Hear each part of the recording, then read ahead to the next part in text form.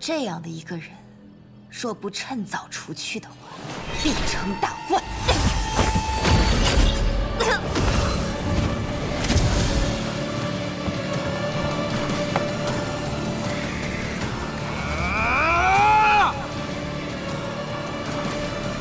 挤在这么小个躯体里可真难受啊！这运秀山庄的护装结界有点意思，不用这种方法我还真进不来。哼！谢雪晨，2日不见，我还是那么想杀你。就凭你，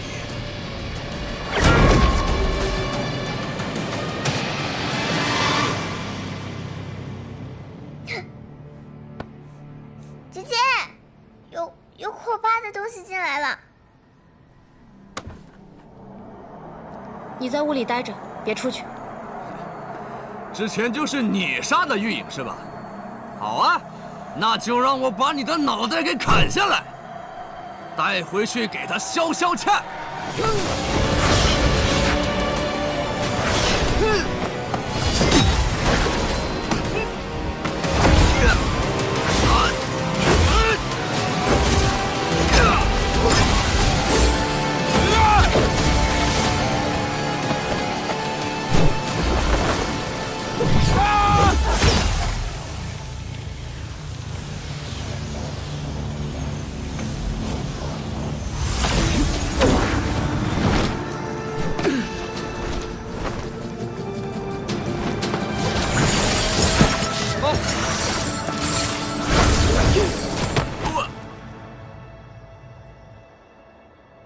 你不该过来。怎么？你怕我死啊？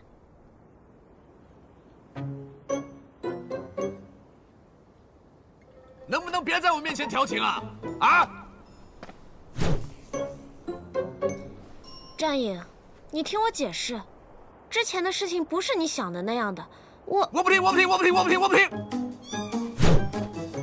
来之前，玉影跟赤影专门嘱咐过我，说你这个人，最是口蜜腹剑、两面三刀，叫我千万别相信你的鬼话。不是那样的，你别听他瞎说。我之品性，最是真诚可信。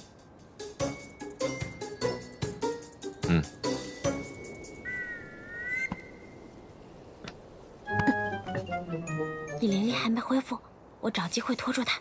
你先跑。我最讨厌别人在我面前说悄悄话。啊！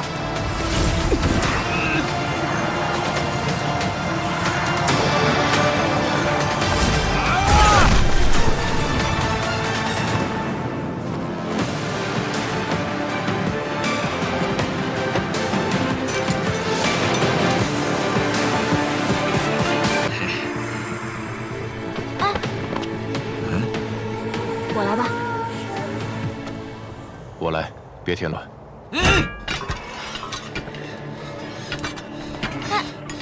你回去吧，没你事儿。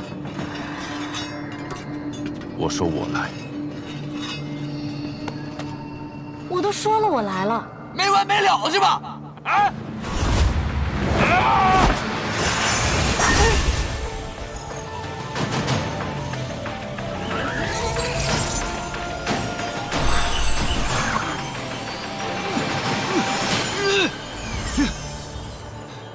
这到底怎么回事？你们到底做了什么手脚？高修士本就有伤在身，不便走动，就在这儿说吧。在下去给高修士准备房间。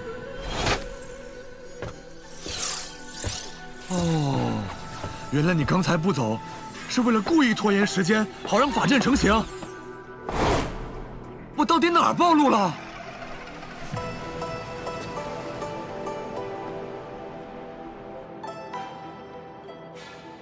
你一开口便错了。怎么可能？我到底哪儿错了？我为什么要告诉你呢？就是啊。哎呀，告诉你，难道让你下次知道怎么改进啊？笨蛋！连你也这么说我？虚月。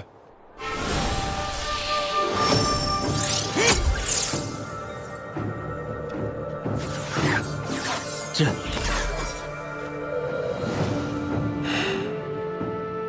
符文为底，灵墨为图，善终自成一世界，想必是最好的戏台。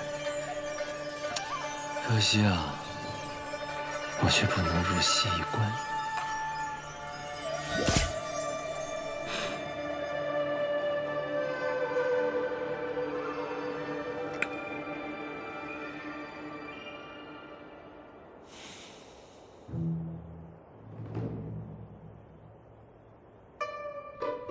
这扇子能困他多久啊？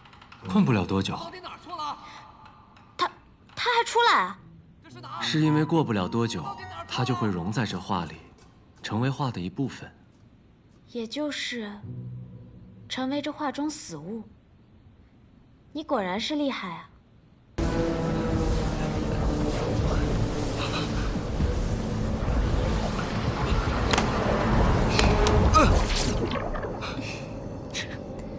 你死了？好像还没有。你没死，那是谢雪晨死了，还是穆玄灵死了？好像他俩也还没死。那你出去一趟干嘛了？什么事儿都没干，去晒太阳了？没死也好，先把你的投影照回来。嗯。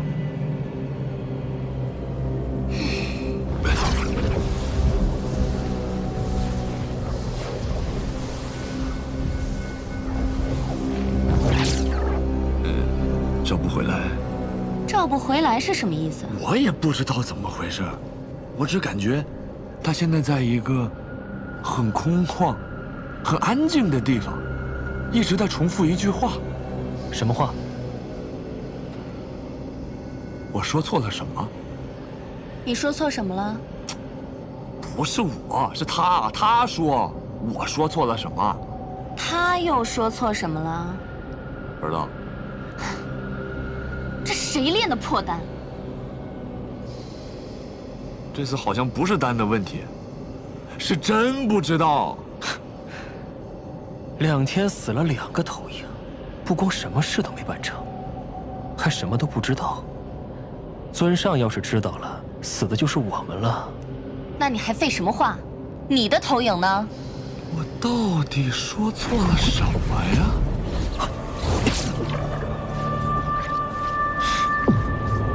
快了。我说错了什么呢？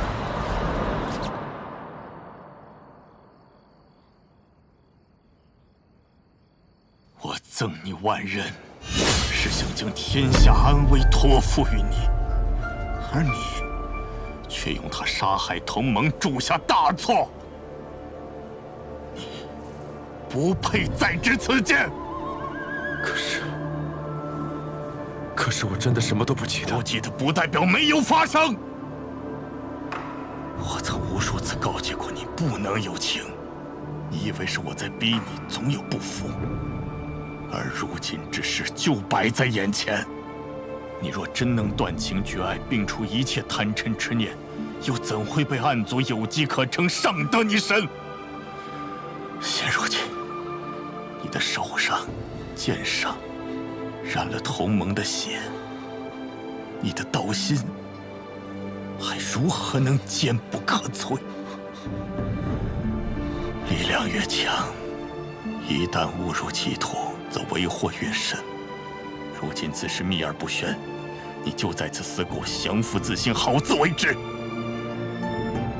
希望我不会因为今日的决定而后悔。不苦道心，永不下山。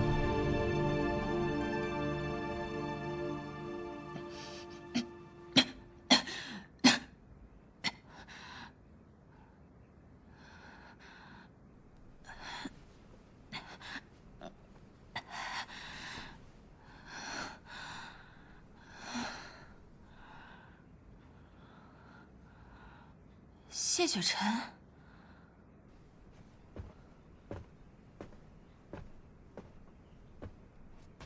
你醒了。这里是哪儿啊？我为什么会在这儿啊？你被暗族附身，来到了云秀山庄。附身？我只记得我在回镜花宫的路上遇袭了，然后就在这儿了。我有做些什么吗？没什么，已经解决了。哦，这些暗族真是可恨，只会趁人不备偷袭。下次我见到一个我就杀一个。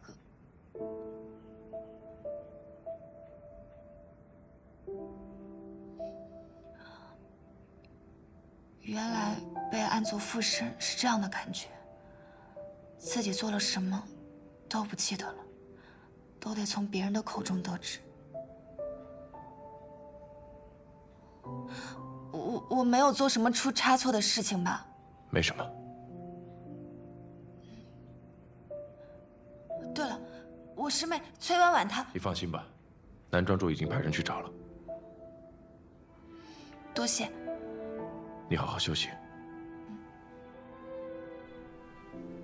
谢雪晨，是我师父派我过来找你的，我也不好推辞。那你现在没事儿，我也好回去交差了。我知道，多谢。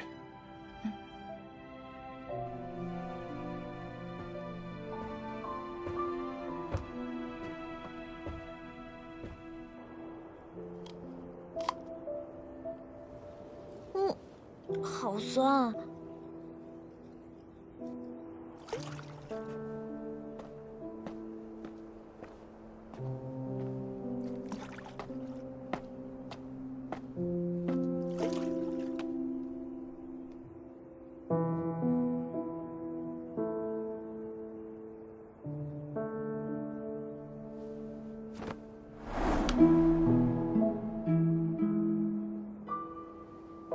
大好的夜色，干嘛这么伤感？我刚拿了些果子，你尝尝吧。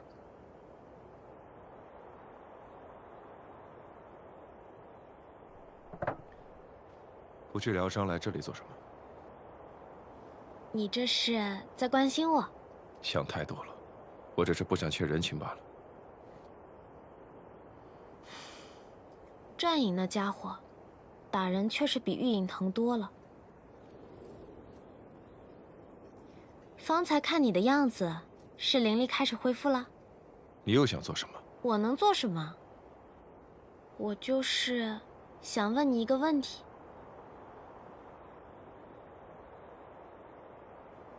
我跟你一起回雍雪城好不好？你别着急拒绝我嘛，反正还有时间，你可以再考虑考虑。就看在我今天帮你的份上。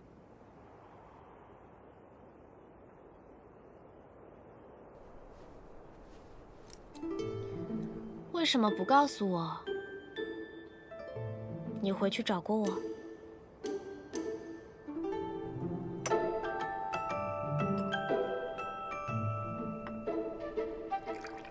你是因为什么回去的？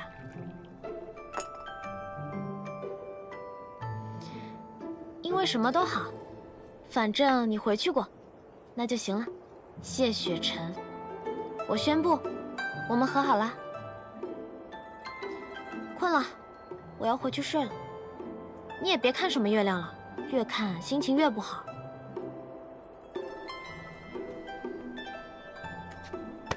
不如吃个果子，回去好好睡一觉，做个好梦啊。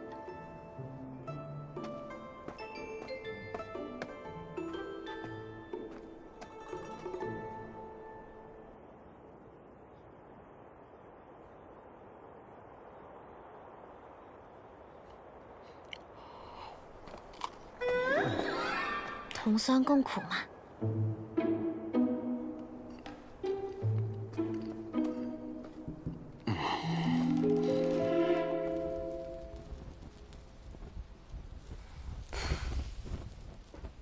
姐姐，我可想死你了！而且刚才那个可怕的东西好像没有那么可怕啦。因为它被关起来啦。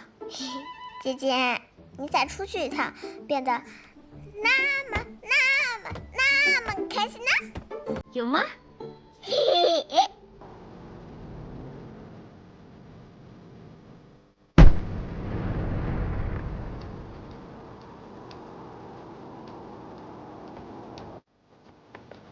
发生何事了？是凤瑶发出的信号，地点在镜花城。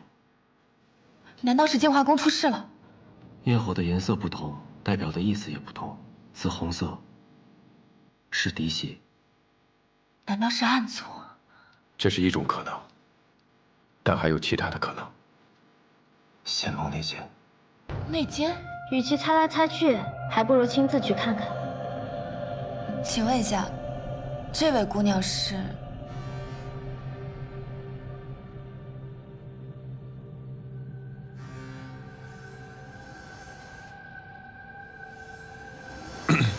啊，她是我表妹，灵儿，远房的。是啊，兄长。表妹好。总之事不宜迟，一炷香之后，我们出发镜花城吧。哎，我也去。你兄长都去了，我不去，怎么放心得下呢？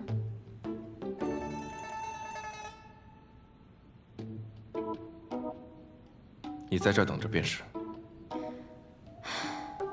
你们不带我也行啊，反正我自己有办法去。那还是一起吧，先各自回去收拾一下。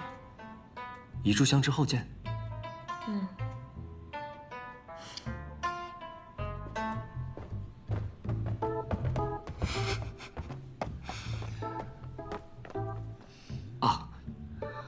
一会儿见。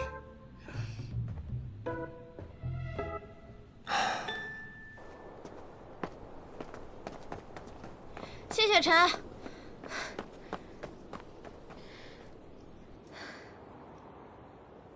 不得不提醒一句啊，高秋明在驿站见过我们，也见过你的君天剑，你还是藏好一些，不然被他认出来，我又得跟他打一架。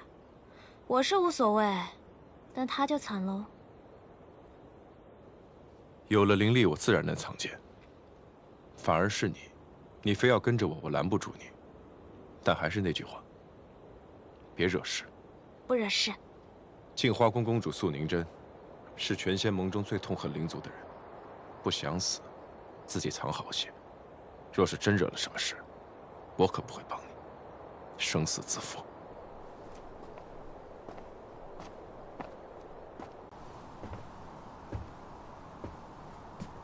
你在看什么？你的苍生？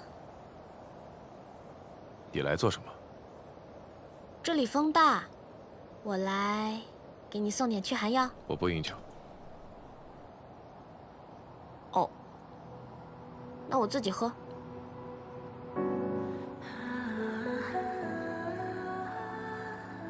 这酒不错啊。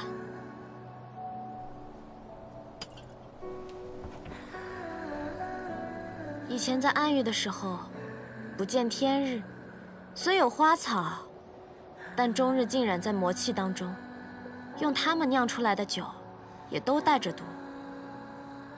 我们呐，常常是毒酒配着解药喝，明知危险，却还是抵不过心头那点欲望，趋之若鹜。现在好啦，想怎么喝就怎么喝。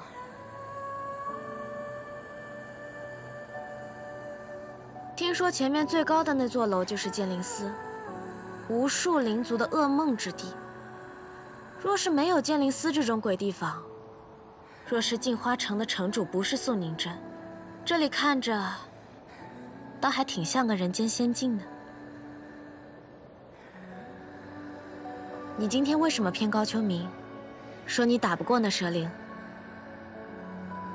我骗的不是他，你骗的是素宁真。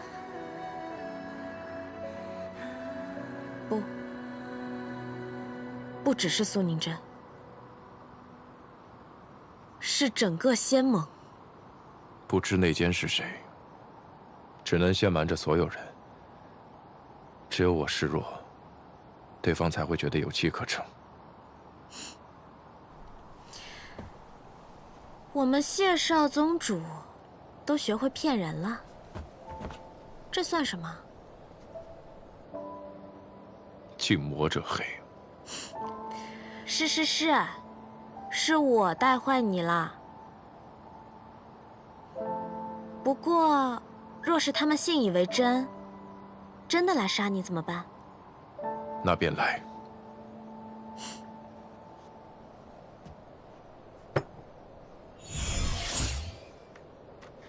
原来我们谢少宗主是这么自负的人啊！不过也是，在绝对的实力面前，所有阴谋诡计都没有用。有这么多可记的？你看你自己可能看习惯了，我看你可是新鲜的很。怎么？你好奇我是怎么写你的？要看吗？并不好奇。哦，颇傲娇。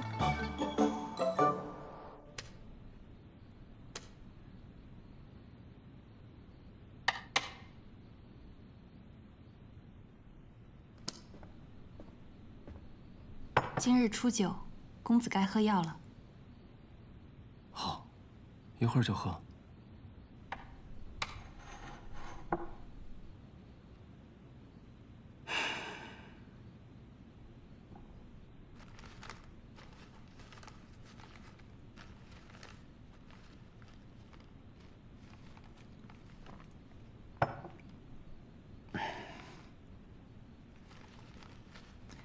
映秀山庄退出仙盟已久，公子向来不爱管仙盟那帮人的事，为何这次要主动掺和进来？是为了谢雪晨，还是为了那位故人？与其说是为了谁，还不如说是为了自己，想图个有趣。我无聊了这么些年，终于出现了有趣的人，又发生了些有趣的事。我也想看看这故事到底发展成什么结局。哎，对了，前夜你送人回镜花宫时，谕令就已经被盗了，是吗？是。那你见到素宁真时，有没有发现什么异样？当时镜花宫中正忙着搜查，我也问过素宁真几句。知道了事情的大概，便走了，未发现什么异常。公子是怀疑素宁真？我们来这儿探查，明里暗里也闹出不小的动静。他没有半分阻挠，倒不像是他。我看素公主的神情，那种恼怒也不似作假。说起异常，好像是有样东西不太对劲。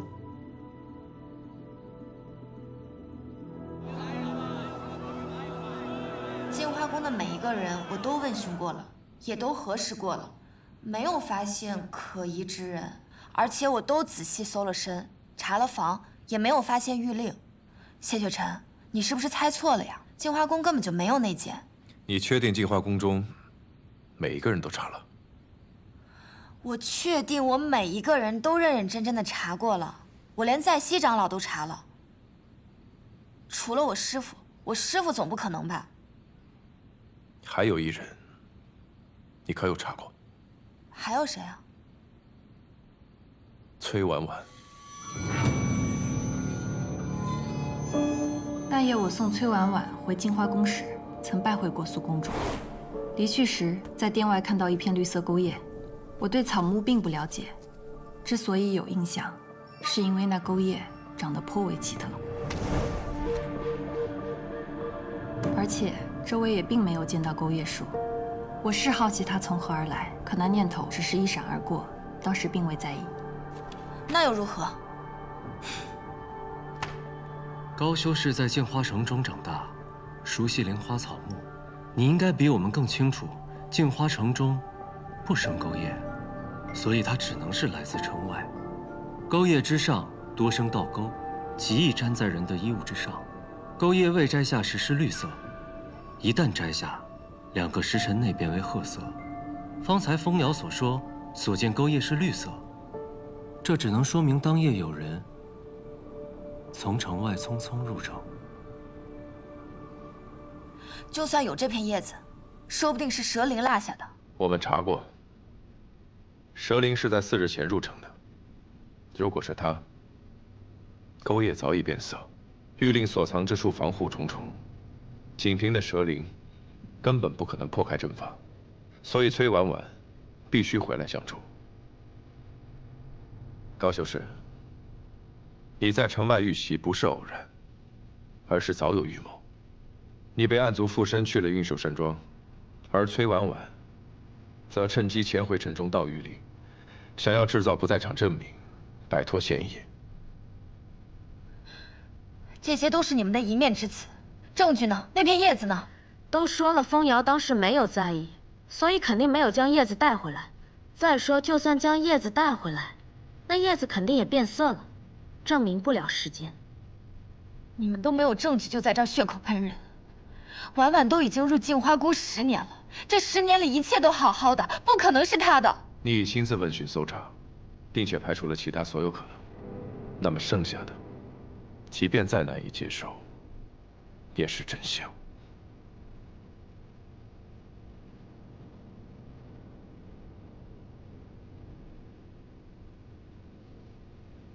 不会是他。如此坚信的理由是什么？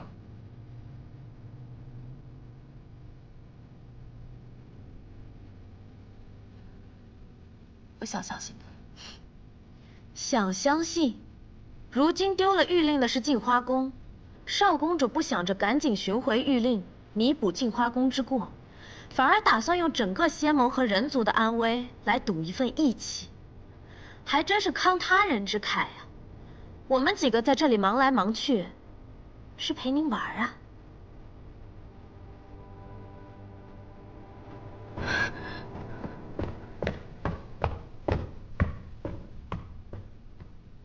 看来穆姑娘对高修士颇有敌意啊。是，我不喜欢他，一直都不喜欢。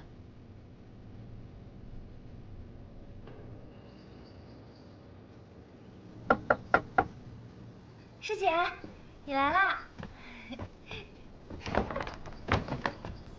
怎么没开门你就知道是我？因为每次只有你才会那么敲门啊。这是什么？这个呀，我刚刚去了一趟仙来客栈，回来的时候特地给你带的。哇，看着好好吃啊！你跟我说过，你小的时候吃了很多苦，长大以后最爱吃的就是甜食。谢谢师姐。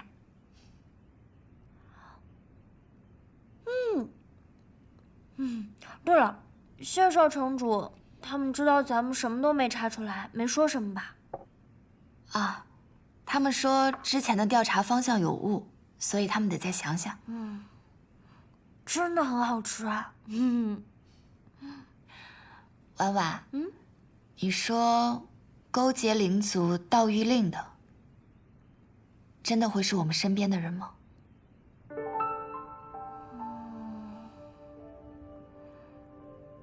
他们有什么想要的，会是镜花宫给不了，非要背叛我们呢？师姐，所谓知人知面不知心，这世上的人原本就都是为自己而活的呀。那你也是吗？你心中也有所求？当然，谁心中都会有自己想要的嘛。像我就不想再吃苦了，我想一直都像现在这样，也不用多厉害，就普普通通当个修士，普普通通的过日子。还有，一直陪在师姐身边，看着师姐成为最厉害的人族女修，看师姐站上人族之巅。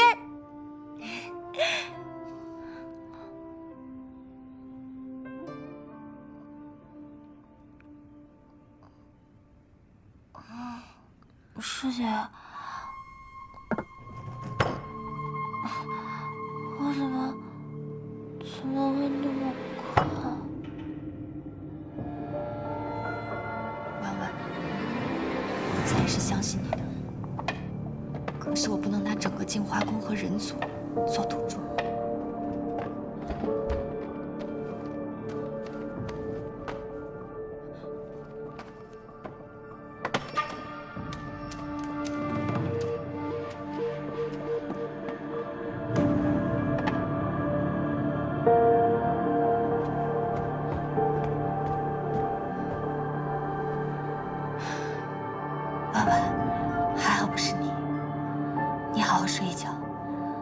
醒了，一切都会如初的。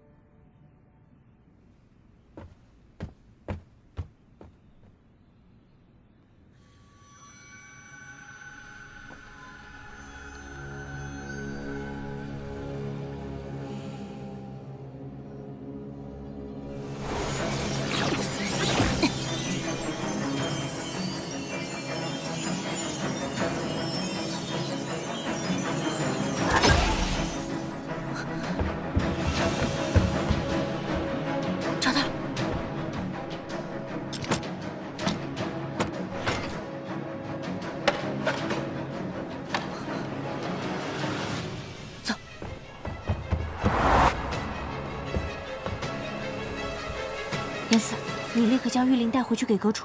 那你呢？我现在还有任务，必须潜伏在这儿，不能暴露。待会我假装从城外回来，他们不会怀疑我。你快走，自己小心。什么人？竟敢来镜花宫盗玉令！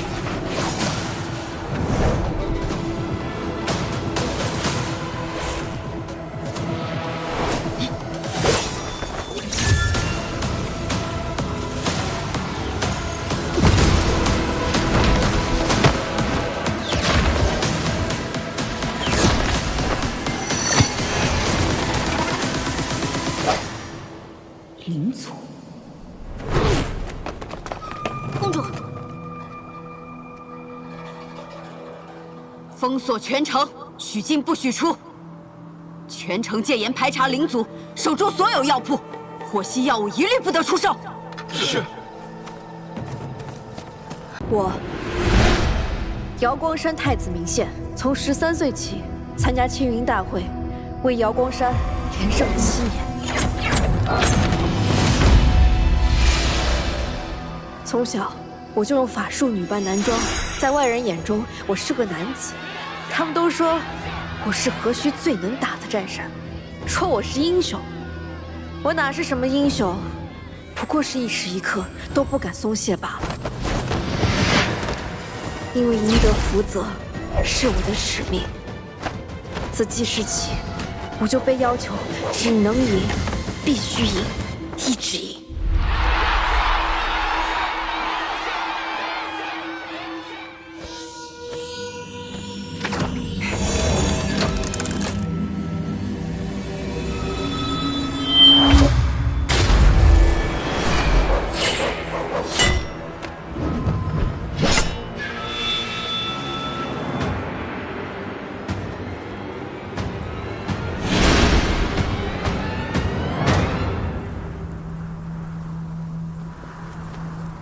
我就说，还有漏网之鱼。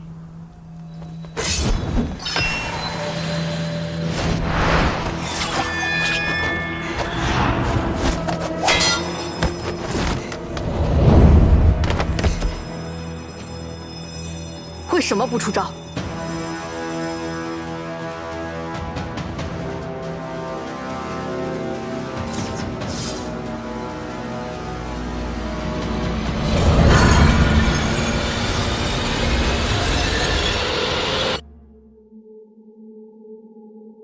他们都不见了，给提醒人，输给提醒人吧。肯定赢了呀！公主，我们这次能打败明宪吗？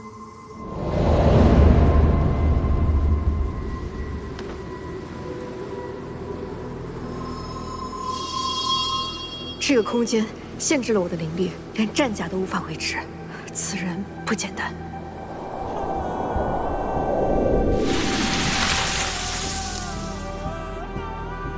极星渊的斗者竟有此等灵力，你到底什么人？都被困在我的灵犀井里了，还能说出这种话？我就算在你的灵犀井中，灵力减弱，也照样赢得过你。是吗？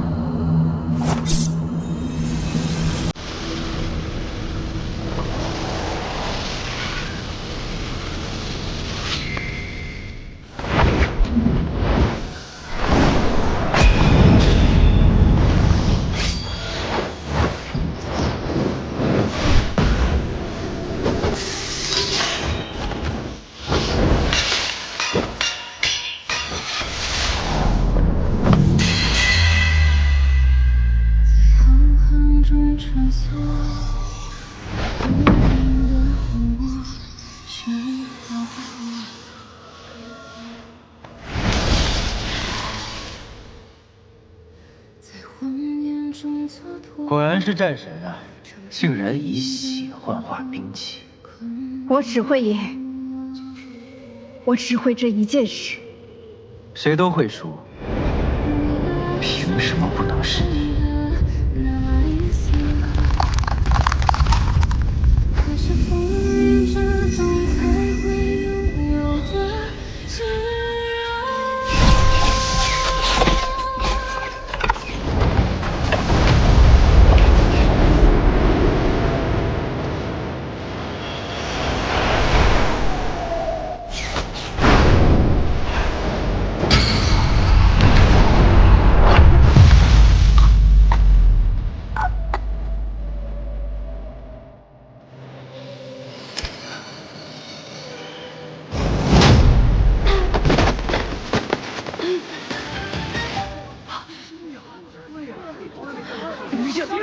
输了，就上这么多，太是啊，失望4个了。都没有了。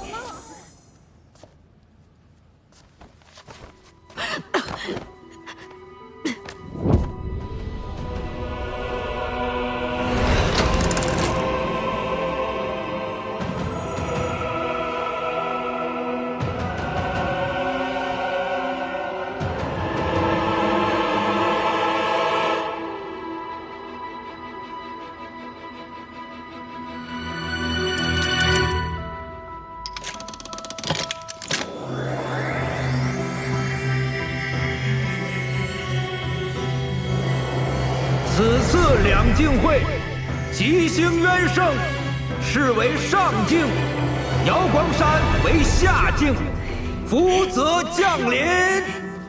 公主，我们赢了！我果然没看错人。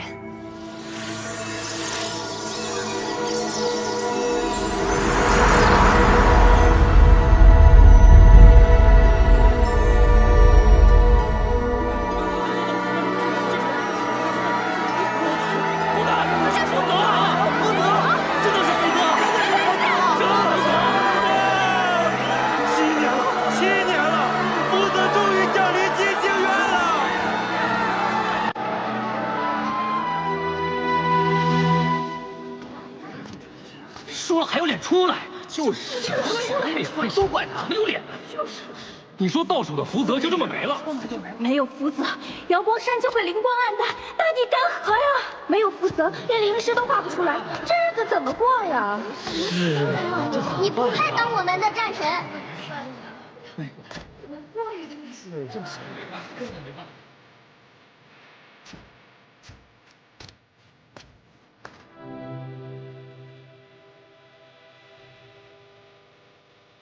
我是瑶光山太子明宪，13岁起参加青云大会，连胜7年，却像从未赢过。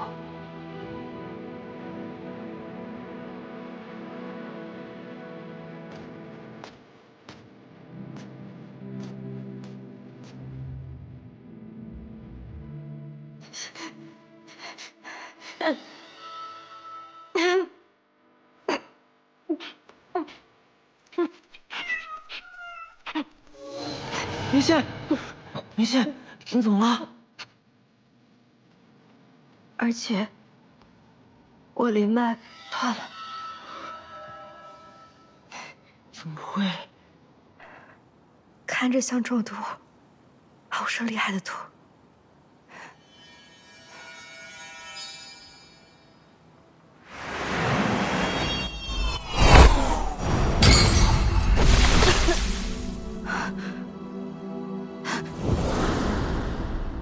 是他，卑鄙小人！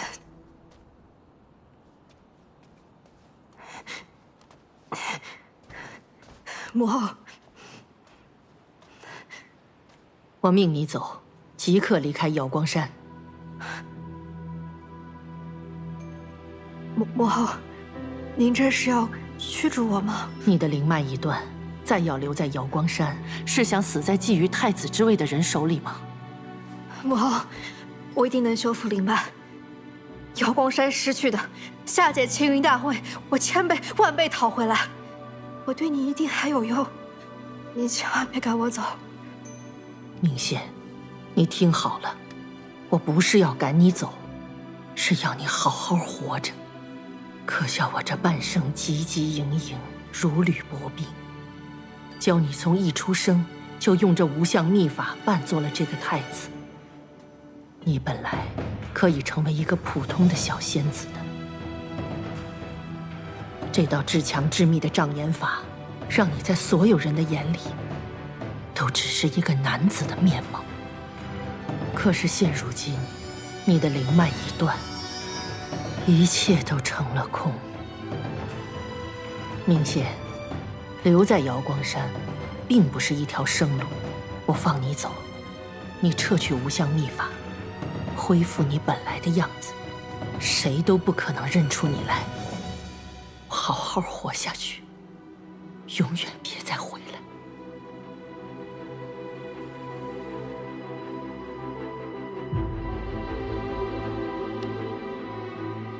母后放心，我定能修复灵脉，重返青云。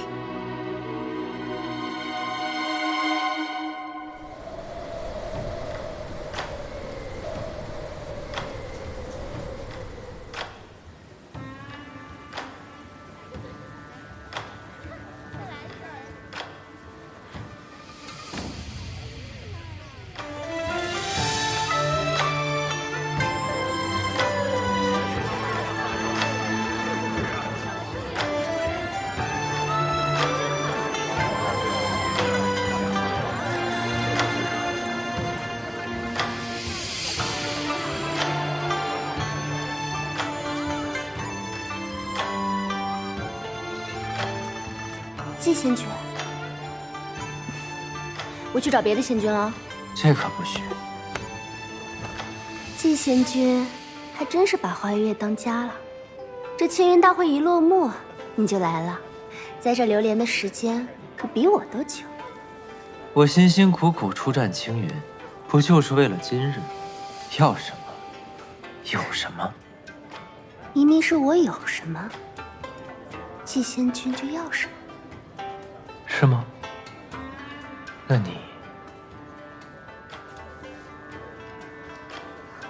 有什么？季仙君，吃颗葡萄。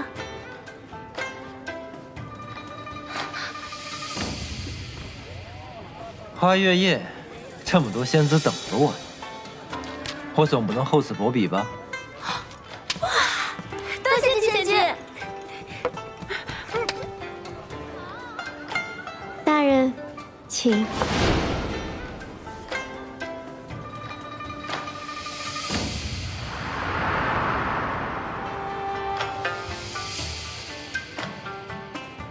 季伯仔这小子，赢了青云大会后，日日花天酒地，寻欢作乐，果然是个卑鄙无耻的小人。2个月了，我都无法近他身。今日他得封青云斗者称号，大摆宴席，我定要抓到这个接近他的大好机会。我听姐妹们说了青云大会的事儿，你也知道，这种地方嘛，一件事能被传成几百种模样。仙君在青云大会上表现英勇，所向披靡。那一看就不是那种会被区区名县一招击败的普通人。会传我这种话的，是不是季伯仔？不，仙君，季伯仔他根本就是在胡说八道。这和季仙君有什么关系呢？那你为何会同我讲这种话？仙君误会了，我只是……就现在，啊！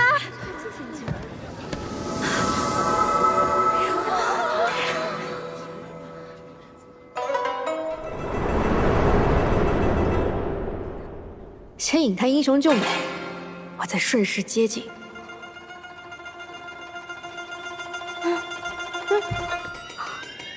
打扰了。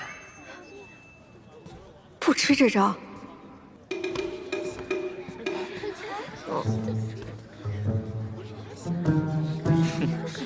你该不会以为能找到季仙君为自己撑腰吧？孙仙君，你误会了，你那事儿季仙君一个字都没跟我说，你可千万别怪他。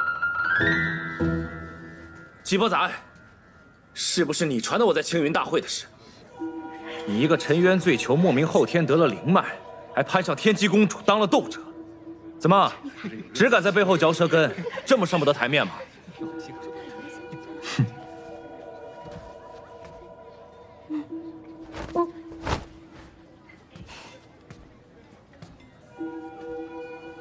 孙良，其实你挺厉害的，怪就怪明宪打快了点。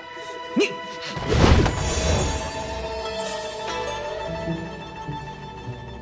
可惜啊，又差了一点。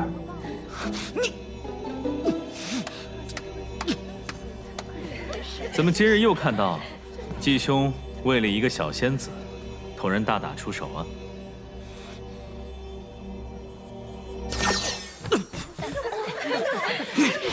孙良，今日是祭仙君的庆功宴，莫要胡闹。哎，算你走运。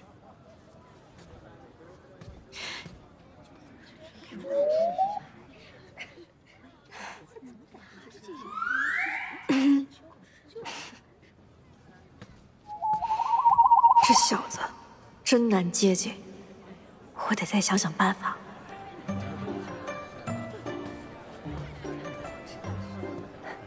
季贤君，酒菜已经备好，可以开席了。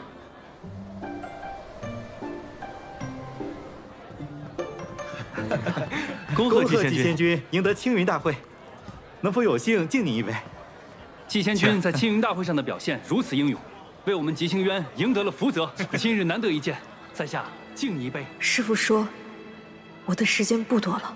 徒儿，你青云大会受的伤给我看看。师父，我不知道中了什么毒，灵脉断了。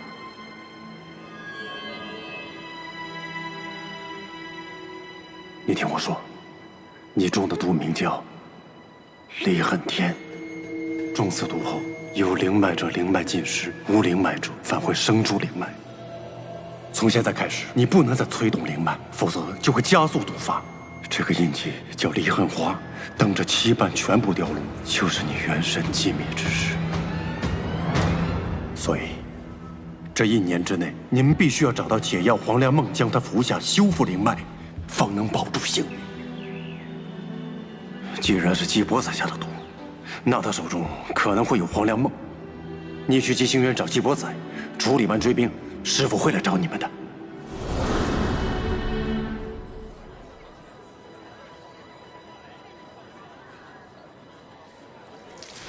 他不吃外食，是怕别人给他下毒。果然，心黑的人看什么都黑。寒风君到。哎呀，不用拜，本君最讨厌这些繁文缛节，都把手放下。以后你们都像伯宰老弟一样，无论在哪儿见到本君，都像见到老朋友一般，这样多好啊！啊！寒风君这是点我呢，我哪敢造次啊！从前做醉酒时，连贵人的灵宠都要下跪，现下混好了，便只求一个不弯腰。本君就喜欢你这个脾气。今天是伯宰老弟你得封青云斗者的好日子，特带了些薄礼以表心意。你那乌龟海啊，煞是冷清，仅有的伺候也是年事颇高，这怎么能行啊？本君的小侄女天机也是个不懂事的，她虽然掌管着吉星渊的寿华判宫，却仍然当不好这个尊者，都不知道给你安排个人。今日本君给你送来2位婢女，日后管账洒扫你尽管吩咐他们。本君这份薄礼，你可还满意？寒风君对我的乌龟海，听得也太紧了吧？他们吉星渊内部果然也有隔阂。不是我不领情，今夜好歹也是天机公主为我办的宴席，可寒风君却突然带了2个人过来，我这要是收下了，那岂不是驳了天机公主的面子吗？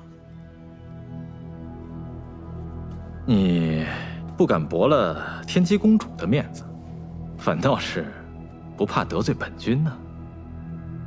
老弟，这份薄礼，你当真不收吗？将军送的礼，季仙君竟然不收，竟然拒绝了，这不折人家的面子吗？机会来了！不可以，大人才刚刚答应我要带我回乌龟海的。我方才说过吗？说过。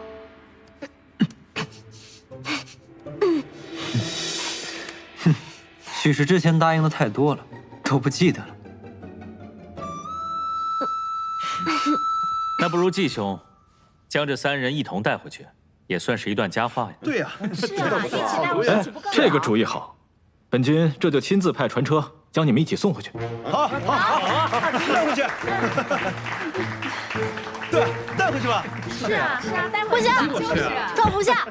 虽然乌龟海地偏，但毕竟是赏赐给季县君的，幽静开阔，我看多来几个也装得下呀。对呀，是这个主意好啊，季县君带回去正好，正好这事儿。且慢，诸位，我乌龟海可不是什么鱼塘，更何况在下精力有限。不如这样，3位仙子，我有一题，你们谁回答的最符合我的心意，我就带谁走，如何？这真是个好主意啊！就这么办吧。既然是来我处伺候，我的乌龟海豢养的是何种灵兽？你们该如何照顾？乌龟海是死水，能有什么？可我若答对，岂不显得我有备而来？你先来，就你。乌龟海，江河湖海的大小鱼塘，那肯定就是些乌龟、鲍鱼、虾什么的。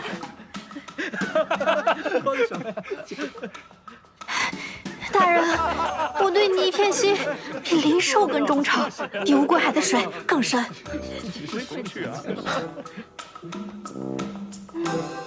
你来。乌龟海是极星渊死水，什么都养不活，整个府中连一只灵兽都没有。好无知的仙子啊！你当真了解季仙君吗？知道他的喜好吗？大人，你再给我次机会，我肯定答对。什么都不懂，再给他一次机会也是白瞎。大人，还有人要机会？哎，这位仙子一直在纠缠季仙君，难道是？季仙君看不上他的。那2位仙子这么了解季仙君，肯定选他们啊。哎，韩风君选的人准没错。我选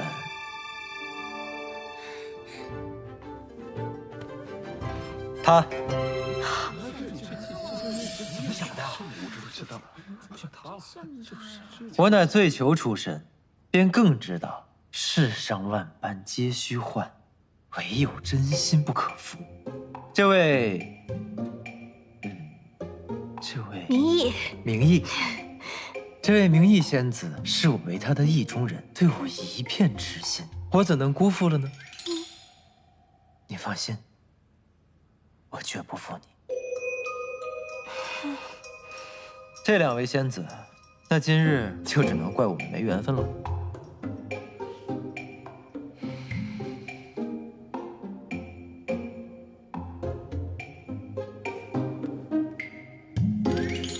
不好对付啊，不过这算是成了。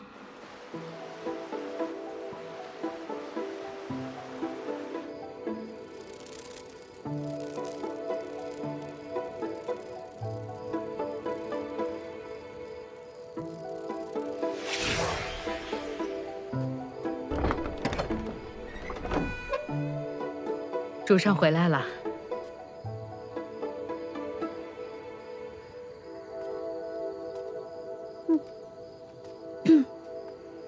大人，这一进门就给我戴上丝带，到底是为何呀？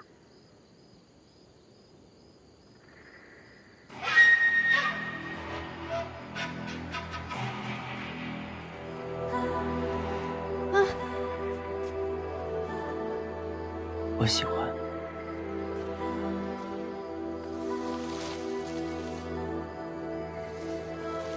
启禀寒风君，季伯宰把那仙子抱进房间了。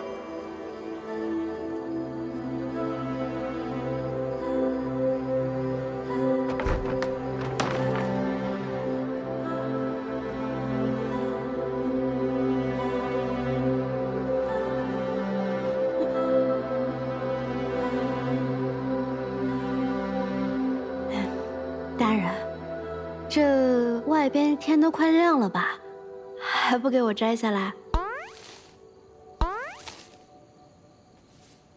大人，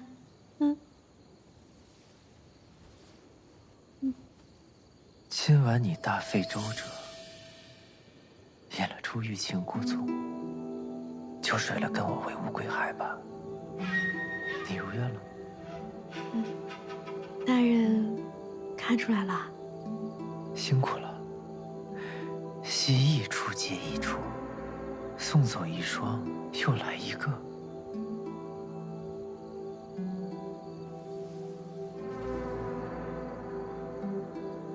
难为你和孙辽暧昧默契的演了一场。大人，你这么说就过分了，你千不该万不该听孙辽质疑我的真心吧？这倒也是。你能帮我把这解了吗？我不喜欢这样，像在审问我。回答我的问题。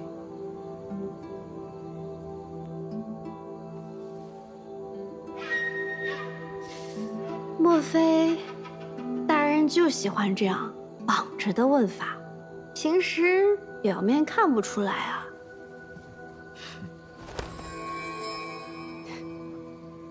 多谢大人。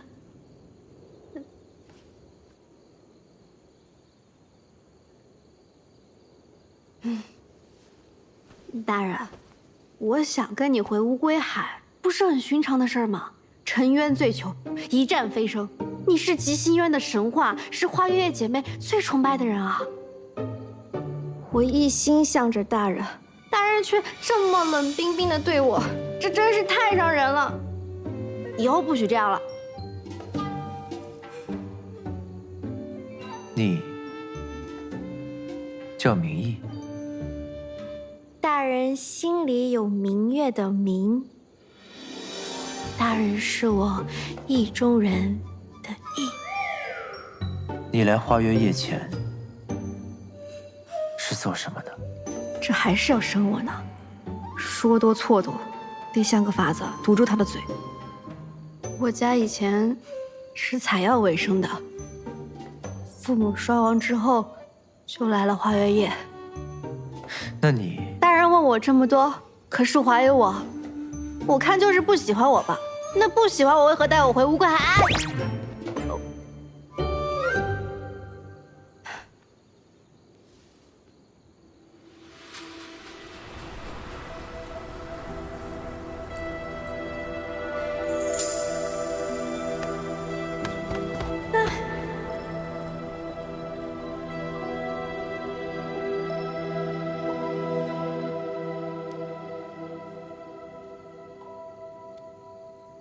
没事吧？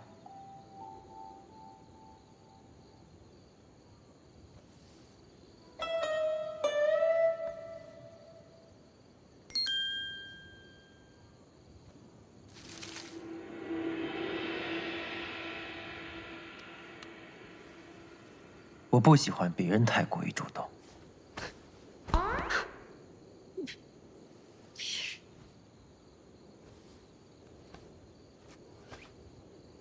不是吧，这么厚结？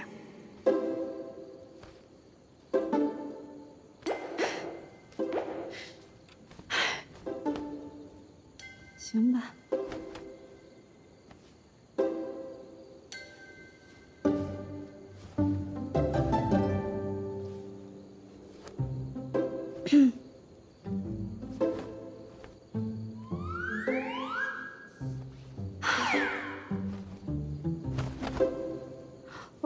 二七怎么回事儿？怎么还没好？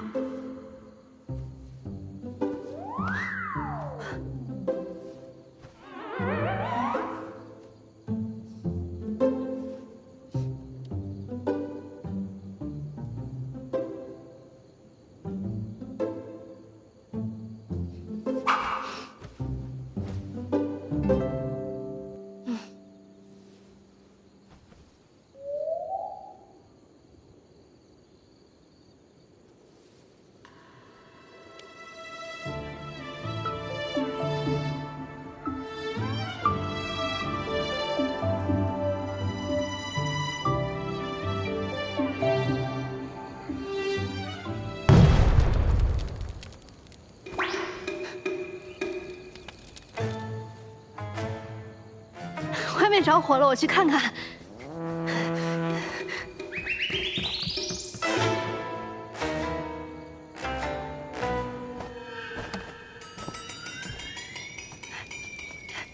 哎呀，大人，这怎么回事啊？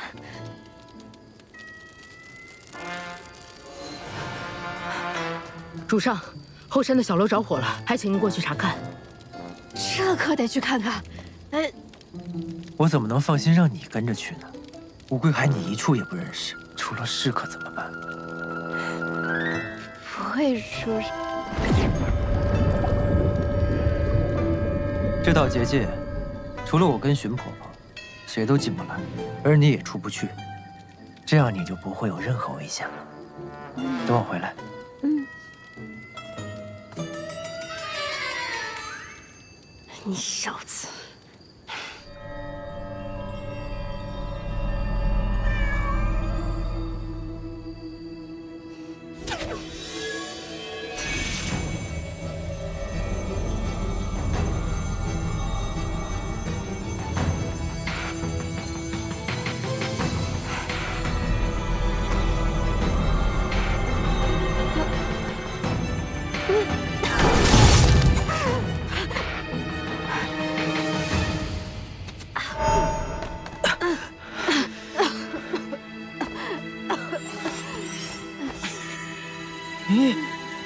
你现在灵脉已断，只能跟普通人一样，拥有少量法力，使用简单的法术，以后就别逞强了。